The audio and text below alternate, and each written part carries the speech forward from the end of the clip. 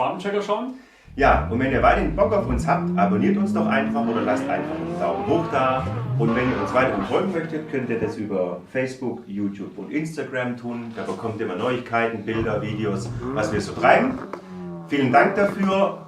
Jetzt habt ihr hier noch 3 Videos, wo ihr euch einklicken könnt. Schaut es euch an, habt viel Spaß. Wir sagen danke fürs Schauen und bis bald. Eure Schwabenchecker. Ciao. Ciao.